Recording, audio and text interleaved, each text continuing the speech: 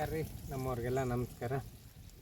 ನೋಡ್ರಿ, ನಾವು ಆಲ್ರೆಡಿ 29-30 ದಿವ್ಸದ ತನಕ ಯಾವ ರೀತಿ ನಮ್ಮ ದ್ರಾಕ್ಷಿ ಮ್ಯಾನೇಜ್ಮೆಂಟ್ ಮಾಡೀವಿ, ಮ್ಯಾಲೆ ಔಷಧ ಯಾವ ರೀತಿ ಮ್ಯಾನೇಜ್ಮೆಂಟ್ ಮಾಡಿದ್ದೀವಿ ಅನ್ನೋದು ವಿಡಿಯೋದಾಗ ತಿಳ್ಕೊಂಡಿದ್ದೇವೆ ರೀ.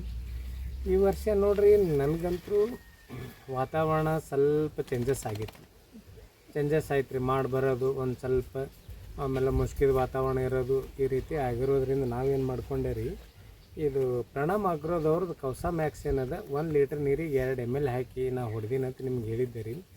ಅದರಿಂದ ನನಗೆ ಯಾವುದೂ ತೊಂದರೆ ಆಗಲಿಲ್ಲ. ಏನು ಸ್ವಲ್ಪ ತ್ರಿಪ್ಸ್ ಓಡಾಡ್ತಿತ್ತು, ತ್ರಿಪ್ಸಿನ ಸಲುವಾಗಿ ಒಂದು ಎಕ್ಸ್ಟ್ರಾ ಕೈ ಹೊಡ್ಕೊಂಡಿರಿ. ಎಕ್ಸ್ಟ್ರಾಲಕ್ಕೆ ನಾ ಏನು ಮಾಡಲಿಲ್ಲ ರೀ, ವೆಪನ್ನ ಇಲ್ಲ ಬಾಕ್ಸರ ಬಾವಿಷ್ಟನ್ನ ಹೊಡ್ಕೊಂಡು ಬಿಟ್ಟಿರಿ. ಅಲ್ಲಿ ಅದು ಕ್ಲೋಸೇ ಆಗಿ ಹೋಗ್ಬಿಡ್ತು, ಯಾವುದೋ ತ್ರಿಪ್ಸಿಂದು ಪ್ರಾಬ್ಲಮ್ ಆಗಲಿಲ್ಲ ರೀ. ಇದೊಂದು ಎಕ್ಸ್ಟ್ರಾ ಕೈ ಹೊಡ್ಕೊಂಡಿರಿ. ನಿಮ್ಗೆ ಇನ್ನೊಂದು ವಿಷಯ ಹೇಳ್ತೀನಿ ರೀ, ತ್ರಿಪ್ಸಿಂದಾಗಲಿ ಅಥವಾ ಕೆಲವೊಂದು ದವಣಿ ಔಷಧಗಳಾಗಲಿ, ಬುರಿ ಔಷಧಗಳಾಗಲಿ, ಇವೇನಾಗಿಬಿಡ್ತಾವೆ ಆಯಾ ವಾತಾವರಣಕ್ಕೆ ತಕ್ಕಂತೆ, ಆಮೇಲೆ ಆಯಾ ಟೇಜಿಗೆ ತಕ್ಕಂತೆ ನಾವು ಬಿಡುವಂಥ ನೀರಿನ ಮೇಲಾಗಲಿ ಅಥವಾ ಗಿಡದ ಬೆಳವಣಿಗೆ ಆಗಲಿ, ಹಿಂಗಾಗಿ ಒಮ್ಮೆ ಚೇಂಜಸ್ ಆಗಿಬಿಡ್ತದೆ ರೀ. ನಾವೊಂದು ಹೋದ ವರ್ಷ ಒಂದು ಶೆಡ್ಯೂಲ್ ಕೊಟ್ಟಿರ್ತೀವಿ, ನಾವು ಅದೇ ಶೆಡ್ಯೂಲ್ ಫಾಲೋ ಮಾಡ್ಕೊಂತ ಹೋದೆವು ಅಂದ್ರೆ ಅದು ಹೋದ ವರ್ಷ ನಮ್ಗೆ ವಾತಾವರಣ ತಕ್ಕಂತೆ ನಾವು ಶೆಡ್ಯೂಲ್ ಬರೆದಿರ್ತೀವಿ. ಈ ವರ್ಷ ಏನಾಗಿಬಿಡ್ತದೆ, ನಮ್ಮ ಶೆಡ್ಯೂಲ್ ಚೇಂಜಸ್ ಆಗಿಬಿಟ್ಟಿರ್ತದೆ.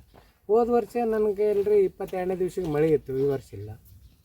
28-29ನೇ ದಿವ್ಸಿಗೆ ಮೋಡ ಬಂತು, ಒಂದು ಸ್ವಲ್ಪ ಮೋಡ ಬಂದು ನಮ್ಮ ಕಡೆ ಮಳೆ ಆಗಲಿಲ್ಲ. ಸುತ್ತಮುತ್ತ ಏರಿಯಾದಾಗ ಐತ್ರಿ, ಈ ಕಡೆ ಬಿಜಾಪುರ ಸೈಡ, ತಿಕೋಟ, ಆಮೇಲೆ ಚಿಕ್ಕಲ್ಕಿ, ಆಮೇಲೆ ಬಬಲೇಶ್ವರ, ಈ ಸಿಂದಗಿ ಸೈಡ್ ಎಲ್ಲ ಮಳೆ ಆಯಿತು. ನಮಗೇನು ಆಗಲಿಲ್ಲ. ನಮ್ಗೊಂದು ಸ್ವಲ್ಪ ಮೋಡ ಮುಸ್ಕಿದ ವಾತಾವರಣ ಇರೋದ್ರಿಂದ ಕೆಲವೊಂದು ಎಫೆಕ್ಟ್ ಆಗಬಾರ್ದು ಅಂತೇಳಿ ನಾವು ಕೌಸಾ ಮ್ಯಾಕ್ಸ್ ಹೊಡ್ಕೊಂಡಿದ್ದೆ ರೀ.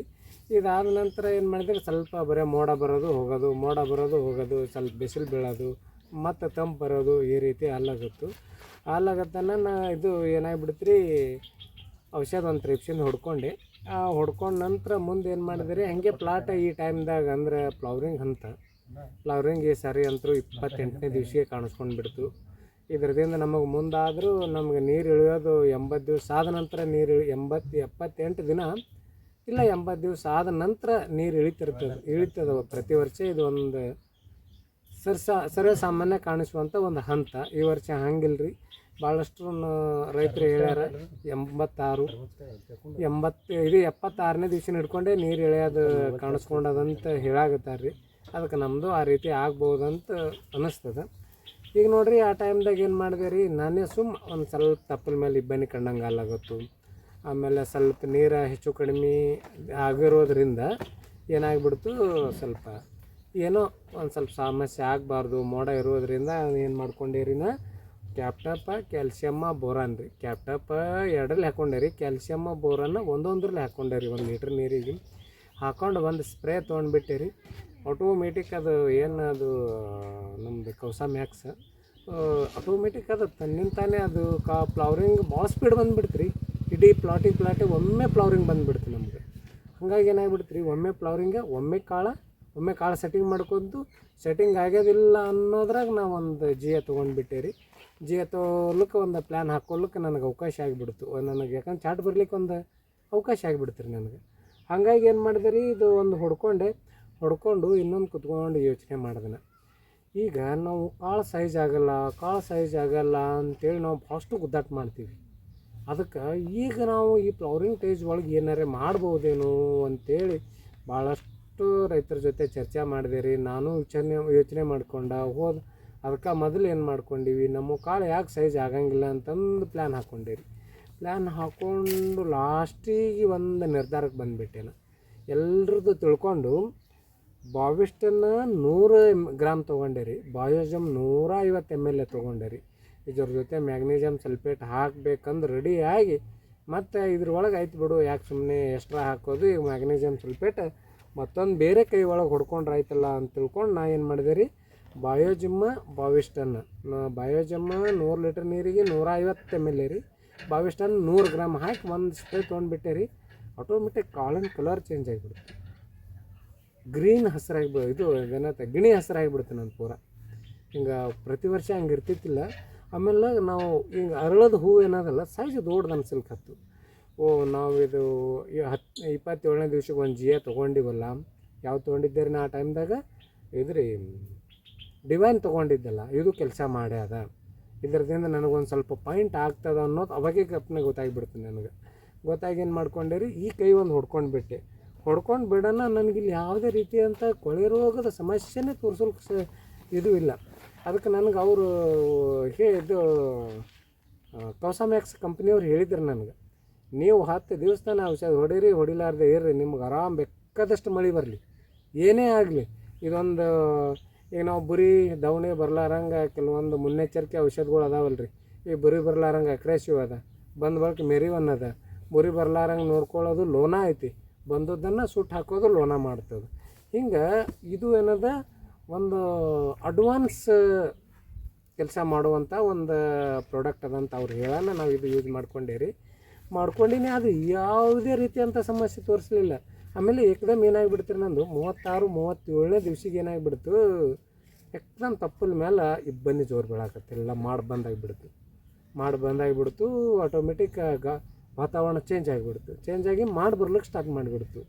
ಇನ್ನು ಇಬ್ಬನಿ ಬೀಳಾಕತ್ತು, ಇದಾದ್ರೂ ತೊಂದರೆ ಆಗ್ಬೋದು ಅಂತ ಹೇಳಿದೆ ಅಲ್ರಿ. ನಾ ಬಾಯಿಷ್ಟನ್ನು ಬಾಯಜಮ್ ಒಂದು ಕೈ ಹಾಕ್ಕೊಂಡಿರಿ, ಆಟೋಮೆಟಿಕ್ ಕಾಳು ಸೈಜ್ ಹಾಕೋಂತ ಬಂದುಬಿಡ್ತು. ಕಾಳು ಆಟೋಮೆಟಿಕ್ ಸೈಜ್ ಹಾಕೋಂತ ಬಂತು. ಇನ್ನು ಇಷ್ಟಕ್ಕೆ ಬಿಟ್ಟರೆ ನನಗೆ ಸರಿ ಅನಿಸೋಲ್ಲ. ಇನ್ನು ಸ್ವಲ್ಪ ನ್ಯಾಚುರಲ್ ಥಿನ್ನಿಂಗ್ ಮಾಡ್ಲಿಕ್ಕೆ ಚಾಲೂ ಮಾಡ್ತೈತ್ರಿ. 39-40ನೇ ದಿವಸಿಗೆ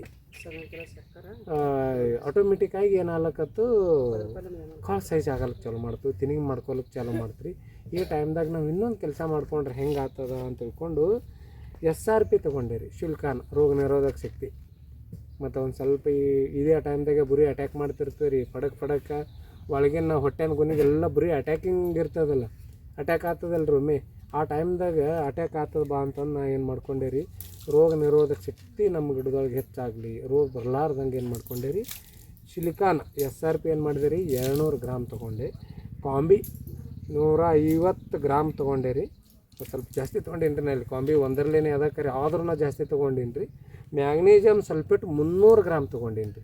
ತೊಗೊಂಡು ಒಂದು ಸ್ಪ್ರೇ ತೊಗೊಂಡ್ಬಿಟ್ರಿ, ನನ್ನ ಕಾಳಿಂದ ಆಟೋಮೆಟಿಕ್ ಪಾಯಿಂಟ್ ಥರ ಕಾಳು ಉದ್ದಾಯಿತು. ಪಾಯಿಂಟ್ ಥರ ಉದ್ದಾಯ್ತಾ. ಇನ್ನೂ ಒಂದು ಸ್ವಲ್ಪ ನಾವು ಇಲ್ಲಿ ತನಕ ನಾವು ಯಾವುದೇ ಈ ಕ್ಯಾಪ್ಟಾಪ್ ಒಂದು ಬಿಟ್ಟರೆ ಯಾವುದೇ ನಾವು ಒಂದು ಫಂಗಿಸೈಡ್ ಆಗಲಿ ಇನ್ಸೆಕ್ಟಿಸೈಡ್ ಆಗಲಿ ಯಾವುದೂ ಹೊಡೆದೇ ಇಲ್ಲ ನಾವು. ಅದಕ್ಕೆ ಇನ್ನೇನು ಮಾಡೋಣ, ಅಕಸ್ಮಾತ್ ಬುರಿಗಿನ ಅಟ್ಯಾಕ್ ಆಯ್ತಂದ್ರೆ ಹೆಂಗೆ ಮಾಡೋಣ ಅಂತಂದು ಅಕ್ರೇಶಿವ ತೊಗೋಬೇಕಂದು ಪ್ಲ್ಯಾನ್ ಹಾಕಿದ್ರಾಗ ನನ್ನ ಮನೆಯೊಳಗೆ ಏನದ ಸಿಸ್ತೇನಿತ್ತು. ಸಿಸ್ತೇನು ಹೋದ ವರ್ಷ ಸಿಸ್ತೇನು ಹೊಡ್ಕೊಂಡದ್ದು ಉಳ್ದಿತ್ತು. ಬೇಡ ಮತ್ತೆ ಹಾಕ್ತಾರೆ ನಾವು ಅಕ್ರೇಶಿವ್ ಹಾಕ್ತಾರೆ, ಇದೇ ಸಿಸ್ತೇನ ಹೊಡ್ಕೊಳ್ಳಮ್ಮತ್ತಂದು ಸಿಸ್ತೇನ 60 ಗ್ರಾಮ್ ಹಾಕ್ಕೊಂಡ್ರಿ 100 ಲೀಟ್ರ್ ನೀರಿಗೆ. ಆಮೇಲೆ 100 ಗ್ರಾಮ್ ಹಾಕ್ಕೊಂಡು ಒಂದು ಸ್ಪ್ರೇ ತೊಗೊಂಡು ಆಮೇಲೆ ಒಂದು ದಿವಸ ಗ್ಯಾಪ್ ಕೊಟ್ಟೇರಿ. ಒಂದು ದಿವಸ ಗ್ಯಾಪ್ ಕೊಟ್ಟು ಏನು ಮಾಡಿದೆವು ರೀ, ಸೆಟ್ಟಿಂಗ್ ಮಾಡ್ಕೊಳಕ್ಕೆ ಪ್ಲ್ಯಾನ್ ಹಾಕ್ಕೊಂಡೆ. ಪ್ಲಾಟ್ ಇಡೀ ತಿರುಗಾಡ್ದೆ ರೀ. ಮತ್ತು ನಿಮಗಂತರೂ ನೀವು ಎಲ್ಲರೂ ಕೇಳೋ ಕ್ವಶನು ಅದೇ, ಎಲ್ಲ ಪ್ಲಾಟ್ ಒಳಗೆ ಪ್ರತಿ ವರ್ಷವೂ ಇದ್ದುದ್ದೇ ರೀ. ಇದು ಹಿಂದೆ ಮುಂದೆ ಆಗಿಬಿಡ್ತಾವೆ ಬನ್ನಿ. ಫಸ್ಟಿನ ದಿವಸ ಒಂದು 10% ಫ್ಲವರಿಂಗ್ ಇರ್ತದೆ, 2ನೇ ದಿವಸ 20 ಇರ್ತದೆ, 3ನೇ ದಿವಸ 60-70% ಇರ್ತದೆ ರೀ. 4-5ನೇ ದಿವಸಿಗೆ 90% ಇರ್ತದೆ. ಇನ್ನು 10% ಏನು ಫ್ಲವರಿಂಗ್ ಉಳಿದಿರ್ತದಲ್ಲ, ಆ ಫ್ಲವರಿಂಗ್ ಉಳಿದದ್ದು ಇಲ್ಲಿ ಕಾಳು ಸೆಟ್ಟಿಂಗ್ ಆಗಕತ್ತು. ನಾ ಏನು ಸೆಟ್ಟಿಂಗ್ ಮಾಡ್ಕೋಬೇಕಂದ್ರೆ ಅಲ್ಲಿ ಏನು ಮಾಡಿದೆ ರೀ, ನಾ ಈಗ ಸದ್ಯಕ್ಕೆ ಮಾಡ್ಕೊಂಡಂದ್ರೆ ಏನಾಗಿಬಿಡ್ತದೆ, ವಾತಾವರಣ ಮಾತ್ರ ಭಾಳ ಕ್ಲಿಯರ್ ಐತ್ರಿ ಈ ಟೈಮ್ದಾಗ. ನನಗೆ ಏನು ಮಾಡಿದೆ ರೀ, ಈ ಟೈಮ್ದಾಗ ನಾ ಏನು ಮಾಡಬೇಕು ಸೆಟ್ಟಿಂಗ್ ಮಾಡ್ಕೊಳಕ್ಕೆ ಪ್ಲ್ಯಾನ್ ಹಾಕ್ಕೊಂಡೇರಿ. ಆದರೆ ಏನಾಗಿಬಿಡ್ತು, ಈ ಗೊನೆ ಫಿಟ್ ಆಗ್ತದ. ಇದು ಲೆಕ್ಕ ತೆಗೆದ್ರೆ ಒಂದು ಗಿಡದಾಗ 10-12 ಗೊನೆ ಸಿಗಾಕತ್ತು. ಈಗ 10-12 ಗೊನೆ ಸಿಗಾಕತ್ತು ಅಂದ್ರೆ ಮುಂದೆ ಕಾಳು ಫಿಟ್ಟಾಗಿ ಗಟ್ಟುವಾಗಿ ಏನದ ರಾಟಿಂಗ್ ಆಗೋ ಚಾನ್ಸಸ್ ಇರ್ತದೆ. ಈಗ ಆತುರದಿಂದ ಕಾಳು ಸೈಜ್ ಮಾಡೋಕೆ ನಮ್ಗೆ ಭಾಳ ಸಮಸ್ಯೆ ಆಗ್ತದೆ. ಈಗ ಇದು ರಾಟಿಂಗ್ ಆಗ್ತದೆ, ಕಾಳು ಸೈಜ್ ಮಾಡಬಾರ್ದಂದ್ರೆ ಒಳಗಿನ ಗೊನೆ ಅಥವಾ ಇನ್ನೂ ಕೆಲವೊಂದು ಮೊದಲು ಅಡ್ವಾನ್ಸ್ ಫ್ಲವರಿಂಗ್ ಆದಂಥ ಗೊನೆ ಏನಾಗಿರ್ತವೆ, ಥಿನ್ನಿಂಗ್ ಕರೆಕ್ಟ್ ಆಗಿರ್ತದೆ, ಅವ್ರ ಕಾಳು ಸೈಜ್ ಕಡಿಮೆ ಅನ್ನಿಸ್ತದೆ. ಹೀಗಾಗಿ ನಮಗೆ ದೊಡ್ಡ ಟೆನ್ಷನ್ ಬರ್ತದಂದ್ರೆ ನಾವೇನು ಮಾಡಿದೀವಿ ರೀ, ಈ 1 ದಿವಸ ಲೇಟ್ ಮಾಡ್ಕೊಂಡಿರಿ. 41 ದಿವಸ ಹೊಡಿಬೇಕಾಗಿತ್ತು, ಬಿಟ್ಟು ಅವತ್ತು ಮತ್ತು 42ನೇ ದಿವ್ಸಿಗೆ ನೋಡ್ಕೊಂಡಿರಿ. ಮತ್ತು ಯಥಾಸ್ಥಿತಿ ಅದೇ ಇತ್ತು. ಇನ್ನೂ ಅದು ಥಿನ್ನಿಂಗೇ ಮಾಡ್ಕೊಂಡಿರಲಿಲ್ಲ, ನ್ಯಾಚುರಲ್ ಥಿನ್ನಿಂಗ್ ಮಾಡ್ಕೊಂಡಿರಲಿಲ್ಲ. ಅದಕ್ಕೆ 43 ದಿವಸನೂ ನೋಡಿದೆ ರೀ, ಆಗಲಿಲ್ಲ. ಇದಕ್ಕೇನಂದ್ರು ತಮ್ಮ ಏನನ್ನಾಗತ್ರು, ಇಲ್ಲ ಒಂದು ಸ್ವಲ್ಪ ನೋಡು ಸೆಟ್ಟಿಂಗ್ ಲೇಟ್ ಆಗ್ತದೆ, ಕಾಳು ಸೈಜ್ ಆಗಂಗಿಲ್ಲ, ಸುಮ್ಮನೆ ಸಮಸ್ಯೆ ಆದಿತ್ತು, ನೋಡು ಅನ್ನಕತ್ರು. ಅದಕ್ಕೆ ಇಲ್ಲ ಇವತ್ತೊಂದು ದಿವ್ಸ ಬೇಡ ಅಂತಂದು ಬಿಡಿಸಿದೆ ರೀ. ಬಿಡಿಸಿದ್ರು ಮರುದಿವ್ಸ ಒಂದು 10% ಫ್ಲವರಿಂಗ್ ಲೇಟ್ ಆಗ್ಯದ ಅಂತಂದಿಲ್ಲ ರೀ. ಅದ್ರಾಗ ಒಂದು 8% ಎಲ್ಲ ಫ್ಲವರಿಂಗ್ ಮುಗಿದು ಸೆಟ್ಟಿಂಗ್ ಆಯಿತು. ಇನ್ನೊಂದು 2% ಗೊನೆ ಉಳ್ಕೊಂಡು ನೋಡ್ರಿ. ಗಿಡಕ್ಕೆ 2, 3, 4 ಒಂದೊಂದು ಗಿಡಕ್ಕೆ 8 ಉಳ್ಕೊಂಡು ರೀ. ಅಂಥ ಟೈಮ್ದಾಗ ನಾನು ಏನು ಮಾಡ್ಕೊಂಡೆ ರೀ, ಇಲ್ಲ ತನ್ನೋದ್ರಾಗ ಮಾಡಮ್ ತಂದು ಏನೂ ಮಾಡಲಿಲ್ಲ. ಇಲ್ಲಿ ಭಾಳ ಸಿಂಪಲ್ಲಾಗಿ ಒಂದು ಜಿಯ ಮಾಡ್ಕೊಂಡೆ ರೀ. ಏನು ಮಾಡ್ಕೊಂಡೆಪ್ಪ ಅಂತಂದ್ರೆ, ಈಗ ಮೊದಲಿನ ಜಿಯ ಒಳಗೆ ಏನು ಮಾಡ್ಕೊಂಡೇನಿ ರೀ, ವಿನಿನ ಹಾಕ್ಕೊಂಡೀನಿ ನಾವು. ಈ ಸಾರಿ ಏನು ಮಾಡಿಬಿಟ್ಟೆ ರೀ, ಸ್ವಲ್ಪ ಚೇಂಜಸ್ ಮಾಡ್ಕೊಂಡೇನು. ವಿನಿನ ಹಾಕ್ಕೊಂಡ್ರೆ ಈ ಟೈಮ್ದಾಗ ಅಷ್ಟೊಂದು ನಮ್ಗೆ ಬರೀ ನೀರಿನ pH ಅಟ್ಟೆ ಮೇಂಟೈನ್ ಮಾಡ್ತದೆ. ಹಾಗಾಗಿ ನಾವೇನು ಮಾಡ್ಕೊಂಡೆ ರೀ, ಇಲ್ಲಿ ಯೂರಿಯಾ ಫಾಸ್ಫೇಟ್ ಪ್ಲ್ಯಾನ್ ಹಾಕ್ಕೊಂಡೇನು. ಯೂರಿಯಾ ಫಾಸ್ಫೇಟ್ ಯಾಕೆ ಹಾಕ್ಕೊಂಡೇನಂತಂದ್ರೆ, ನನಗೆ ಗೊನೆ ದೇಟ್ ಪಿಂಡ್ ಬೇಕು. ನಮಗೆ ಗೊನೆ ದೇಟ್ ಪಿಂಡ್ ಬೇಕಂದ್ರೆ ಯೂರಿಯಾ ಫಾಸ್ಫೇಟ್ ಕಂಪಲ್ಸರಿ ಬೇಕು. ಆಮೇಲೆ ಗೊನೆ ದೇಟ್ ಏನದ, ಇದು ಗೊನೆ ದೇಟಿಂದಿಂದ ಕಾಳಿಗೆ ಬರುವಂಥ ಒಂದು ತುಂಬ ಏನದಲ್ಲ, ಅದು ಪಿಂಡ್ ಬೇಕು ನಮಗೆ. ಅದು ಎಷ್ಟು ಸೈಜ್ ಇರ್ತದಲ್ಲ ರೀ, ಅಷ್ಟು ಚಂದ ನಮಗೆ ಕಾಳು ಸೈಜ್ ಬರ್ತದೆ, ಇಲ್ಲಾಂದ್ರೆ ಸೈಜ್ ಬರಲ್ಲ. ಹಾಗಾಗಿ ಏನು ಮಾಡ್ಕೊಂಡೆ ರೀ, ನಾನು 100 ಲೀಟ್ರ್ ನೀರಿಗೆ ಯೂರಿಯಾ ಫಾಸ್ಫೇಟ್ 50 ಗ್ರಾಮ್ ಹಾಕ್ಕೊಂಡೆ ರೀ. 50 ಗ್ರಾಮ್ ಹಾಕಿ ಮೊದಲು ಏನು ಮಾಡಿದೆ ರೀ, ಒಂದು 10-15 ನಿಮಿಷ 600 ಟ್ಯಾಕಿಗೆ ಏನದ 300 ಗ್ರಾಮ್ ಯೂರಿಯಾ ಫಾಸ್ಫೇಟ್ ಕಟ ಮಾಡಿಕೊಂಡು ನಾನು ಟ್ಯಾಕಿಗೆ ಹಾಕಿ ಒಂದು 10-15 ನಿಮಿಷ ತನಕ ಸುಮ್ಮ ಕೂತೆ ರೀ. 10-15 ನಿಮಿಷ ಆದ ನಂತರ ಏನು ಮಾಡಿದೆ ರೀ, 4 ಗ್ರಾಮ್ ಜಿಯಾ ತೊಗೊಂಡೆ ರೀ. ಇಲ್ಲಿ ಇನ್ನೊಂದು ನಾವು ಸಾಲ್ವಂಟ ಮೊದಲೆಲ್ಲ ಭಾಳ ಸ್ಟ್ರಾಂಗ್ ಇರ್ತೈತೆ ರೀ. ಹಿಂಗೆ ಕೈ ಎದ್ದಿದ್ರೆ ಥಂಡ್ ಕೋಲ್ಡ್, ಈ ನಾವು ಯೂರಿಯಾ ನೀರು ಅದ್ರೊಳಗೆ ಕೈ ಎದ್ದಾನೆ ಎಷ್ಟು ಕೋಲ್ಡ್ ಆಗ್ತದಲ್ಲ, ಅಷ್ಟು ಕೋಲ್ಡ್ ಇರ್ತೈತಿ. ಈಗ ಅಷ್ಟು ಕೋಲ್ಡ್ ಬರೋಲಾಗ್ಯದ ಅದು. ಯಾಕಂತಂದ್ರೆ ನಾವು 15-16 ವರ್ಷ ಐತ್ರಿ ನಾವು ದ್ರಾಕ್ಷಿ ಒಳಗೆ. ಎಲ್ಲ ಔಷಧಿಗಳು ಹೆಂಗೆ ಕ್ವಾಲಿಟಿ ಹಾಳಾಗತ್ತವ ಅನ್ನೋದು ಎಲ್ಲ ರೈತರಿಗೂ ಗೊತ್ತದ, ನಮಗೂ ಇದು ಆಗಿ ಹಂಗೆ ಹಾಲಾರ ಬಟ್ಟೆಗೆ ನಾ ಏನು ಮಾಡೀನಿ ರೀ, 1 ಗ್ರಾಮ್ ಜಿಯಾ ಕರಗಿಸ್ಕೋಬೇಕಂದ್ರೆ 25 ml ಬೇಕು. ಈಗ ಏನದ ಅಟ್ಟಕ್ಕೆ ಕರಗೋಲಾಗ್ಯದ, ಅದು ಸಣ್ಣಗೆ ಈ ತಳದಾಗ ಹಿಂಗೆ ಉಸುಕು ಓಡಾಡ್ದಂಗೆ ಓಡಾಡ್ತದೆ ಇದು ರೀ ಜಿಯಾ ಪೌಡ್ರ್. ಹಂಗಾಗಿ 40 ml ತೊಗೊಂಡೇವಂದ್ರೆ ಅವಾಗ ಕರಗಲ್ಗತ್ತದು. ಹಂಗಾಗಿ ನಾವೇನು ಮಾಡೀನಿ ರೀ, 40 ಗ್ರಾಮ್ ಇದು 40 ml ಇದು ತೊಗೊಂಡೀನಿ ರೀ, ಜಿಯಾ ಸಾಲ್ವಂಟ್ ತೊಗೊಂಡು 4 ಗ್ರಾಮ್ ಜಿಯಾ 100 ಲೀಟ್ರ್ ನೀರಿಗೆ 4 ಗ್ರಾಮ್ ಜಿಯಾ ಕರಗಿಸಿ ಅದೊಂದು ಹಾಕ್ಕೊಂಡಿರಿ. ಇದಾದ ನಂತರ ಏನು ಮಾಡಿದೆ, ಬ್ರಾಸೋಫಿಟ್ ಏನು ಮಾಡಿದೆ ರೀ, 125 ml ಹಾಕ್ಕೊಂಡೀನಿ ರೀ. ಸ್ವಲ್ಪ ಪ್ರಮಾಣ ಜಾಸ್ತಿ ಹಾಕ್ಕೊಂಡೀನಿ. 100 ml ಹಾಕೋಬೇಕ್ರಿ 100 ಲೀಟ್ರ್ ನೀರಿಗೆ. ಆದರೂ ನಮ್ಮ ಕಾಳು ಒಂದು ಸ್ವಲ್ಪ ಊದು ಬಂದು ಸೈಜ್ ಬರಬೇಕಲ್ಲ. ನಾವು ಬರೀ ಈಗ ಸೈಜ್ ಬಂದರೆ ನಮಗೊಂದು ಸ್ವಲ್ಪ ಇಳುವರಿ ಸಿಗ್ತದೆ. ಸಣ್ಣ ಬತ್ತಂದ್ರೆ ಇಳುವರಿ ಕಡಿಮೆ ಆಗ್ತದೆ. ನಮ್ಮ ಪ್ಲಾಟ್ ಒಳಗೆ ಗೊನೆ ಎಟ್ಟು ಬೇಕು ಅಟ್ಟು ಇರ್ತದೆ, ಕಾಳು ಎಟ್ಟಬೇಕು ಅಟ್ಟು ಕಾಳು ಇರ್ತದೆ. ಬಾಕ್ಸ್ ತುಂಬ ಮುಂದೆ ವೇಟೇಜ್ ಬರೋಲ್ಲ. ಹಾಗಾಗಿ ಕಾಳು ಜಾಸ್ತಿ ಒಂದು ಬಾಕ್ಸ್ನಾಗ ಹೋಯ್ತಂದ್ರೆ ನಮಗೆ ಬಾಕ್ಸ್ ಕಡಿಮೆ ಸಂಖ್ಯೆ ಕಡಿಮೆ ಆಗ್ತಾವ್ರಿ ಬಾಕ್ಸಿನ. ಮತ್ತು ಅದೇ ಸ್ವಲ್ಪ ಸೈಜ್ ಮಾಡಿದೆವು ಅಂದ್ರೆ ಕಾಳು ಕಡಿಮೆ ಹೋಗ್ತಾವೆ, ಎಕ್ಸ್ಟ್ರಾ ಕಾಳು ಉಳಿತಾವೆ, ಅದು ಇನ್ನೊಂದು ಬಾಕ್ಸಿಗೆ. ಹಾಗಾಗಿ ಸ್ವಲ್ಪ ಇಳುವರಿ ಒಳಗೆ ಹೆಚ್ಚಾಗ್ತದಂದು ಬ್ರಾಸೋಫಿಟ್ ಏನು ಮಾಡೀನಿ ರೀ, 125 ml ತೊಗೊಂಡೀನಿ. ಸೈಜರ್ ಏನದ 200 ml ತೊಗೊಂಡೀನಿ ರೀ. ತೊಗೊಂಡು ಏನು ಮಾಡೀನಿ ರೀ, ಇದ್ರಾಗ 0.52, 34, 200 ಗ್ರಾಮ್ ಹಾಕೀನಿ ರೀ 100 ಲೀಟ್ರ್ ನೀರಿಗೆ ಹಾಕಿ ಒಂದು ಸ್ಪ್ರೇ ತೊಗೊಂಡ್ಬಿಟ್ಟೀನಿ ರೀ. ಮತ್ತು ಈ ಟೈಮ್ದಾಗ ನಾವು ಮೊದಲು ಏನು ಮಾಡಿರ್ತೀವಿ ರೀ, 21-22ನೇ ದಿನ ಜಿಯ ಒಮ್ಮೆ ಅಥವಾ 27ನೇ ದಿನ ಜಿಯ ಏನು ಮಾಡಿರ್ತೀವಿ, ಅದೇ ಸಾಲಿನಾಗ ಹೋಗಿ ಅದೇ ಸಾಲಿನಾಗ ಬಂದಿರ್ತೀವಿ. ಬದ್ರ ಅಂತೀವಿ ನಾವು ಅದಕ್ಕೆ. ಅದೇ ಸಾಲಿನಾಗ ಬಂದಿರ್ತೀವಿ ರೀ ರಿಟರ್ನ್. ಅಲ್ಲಿ ನೀರು ನಾವು ನಾರ್ಮಲ್ ಔಷಧ ಹೊಡಿಬೇಕಂದ್ರೆ 600 ಲೀಟ್ರ್ ನೀರು ಹೋಗಿತ್ತಂದ್ರೆ 1200 ಲೀಟ್ರ್ ನೀರು ಹೋಗಪ್ಲೆ ಔಷಧ ಮಾಡಿ ಹೊಡಿತೀವಿ ರೀ. ಅದು ಈ ಟೈಮ್ದಾಗ ಕಾಳಿನ ಮೇಲೆ ಹೊಡ್ಲಿಕ್ಕೆ ಬರಲ್ಲ ರೀ. ಭಾಳಷ್ಟು ರೈತರು ಕ್ವಾರ್ಚಿಂಗ್ ಮಾಡ್ಕೊಂಡು ಬಿಟ್ರೆ ಕಾಳು. ಆಮೇಲೆ ಆ ರೀತಿ ತಪ್ಪಲು ಕ್ವಾರ್ಚಿಂಗ್ ಆಗಿಬಿಡ್ತದೆ ರೀ. ನಾವು ತಪ್ಪಲಿ ಎಷ್ಟು ಹೆಲ್ದಿ ಇಡ್ತೇವಲ್ಲ ಅಷ್ಟು ನಮಗೆ ಹೆಲ್ದಿ ಆಗಿರ್ತದೆ. ನಮ್ಮ ಗೊನೆ ಚಂದ ಬರ್ತಾವೆ, ಹಚ್ಚ ಹಸಿರು ಇರ್ತದೆ, ಆಮೇಲೆ ಕಾಳು ಸೈಜ್ ಆಗ್ತದೆ, ಆಮೇಲೆ ಕೆನೋಪಿ ಒಳಗೆ ಪ್ರಾಬ್ಲಮ್ ಆಗಂಗಿಲ್ಲ. ಹಿಂಗೆ ಯಾವುದೇ ರೀತಿ ಆದಂಥ ಪ್ರಾಬ್ಲಮ್ ಆಗಂಗಿಲ್ಲ. ಇದು ಜಿಯ ಮಾಡ್ಕೊಂಡೇರಿ. ಇದು ಒಂದೇ ಸಿಂಗಲ್ ಜಿಯ ಮಾಡ್ಕೊಂಡೇರಿ. ಏನು ನನಗೆ 650 ಲೀಟ್ರ್ ನೀರು ಹೋಗ್ತದೆ, 700 ಲೀಟ್ರ್ ನೀರು ಮಾಡ್ಕೊಂಡು ಒಂದು ಕೈ ಹೊಡೆದೆ ರೀ. 30 ಲೀಟ್ರ್ ಅಷ್ಟು ಉಳಿತು, ಡಬಲ್ ಹೊಡ್ಲಿಕ್ಕೆ ಹೋಗಲಿಲ್ಲ ಬಿಟ್ಟು. ಆಮೇಲೆ ಇದು ಆದ ಬಳಿಕ ಮರುದಿವ್ಸ ರೀ ಸಂಜೆಳಗೆ 5 ಗಂಟೆಗೆ ತೊಗೊಂಡೇರಿ ಇದು, ಯಾಕಂದ್ರೆ ವಾತಾವರಣ ಕ್ಲಿಯರ್ ಇತ್ತು. ಮರುದಿವ್ಸ ಏನು ಮಾಡ್ಕೊಂಡೇನಿ ರೀ, ಅಕ್ರಾಶು 100 ml ಒಂದು ಬಾಟ್ಲಿ ಬರ್ತದೆ, ಅದು 300 ಲೀಟ್ರ್ ನೀರಿಗೆ ಹಾಕಿ ಒಟ್ಟು ನವ್ಜಲ್ ಚಾಲು ಇಟ್ಟು ಶಿಸ್ತಾಗಿ ಸ್ಪ್ರೇ ಮಾಡಿದೆ ರೀ. ಸ್ಪ್ರೇ ಮಾಡಿಬಿಟ್ಟು ನನಗೆ ಬುರಿ ಪಾಡ್ಸಿ ಎಲ್ಲಿ ಕಾಣಿಸ್ಕೊಲಿಲ್ಲ ರೀ ಆ ಟೈಮ್ದಾಗ. ಆಮೇಲೆ ಇನ್ನೊಂದು ರೀ ನಿಮ್ಗೆ ಬರೀ ಮ್ಯಾಲೆ ಸ್ಪ್ರೇ ಅದು ಹೇಳ್ದೆ ನಿಮ್ಗೆ ಇಲ್ಲಿ ತನಕ ಡ್ರಿಪ್ನಾಗಿ ಏನು ಮಾಡ್ಕೊಂಡಿರಿ ಅಂತ ನೀವು ಕೇಳ್ಬೋದು. ನನ್ನಲ್ಲಿ ಏನು 29ನೇ ದಿವ್ಸಿನ ತನಕ ಹಿಡ್ಕೊಂಡು ಈ ಕಡೆ ಏನು ಮಾಡಿದಿರಿ ನಾ ಯಾವುದೇ ರೀತಿಯಾದಂಥ ಗೊಬ್ಬರ ಕೊಡಲಿಲ್ಲ. ನಾ ತಯಾರು ಮಾಡೋದು 8 ಬ್ಯಾರಲ್ಗಳು ಅದಾವಲ್ಲ ರೀ, ಆ ಬ್ಯಾರಲ್ಗಳ್ದೊಂದು ಔಷಧ ಕೊಟ್ಟಿರಿ.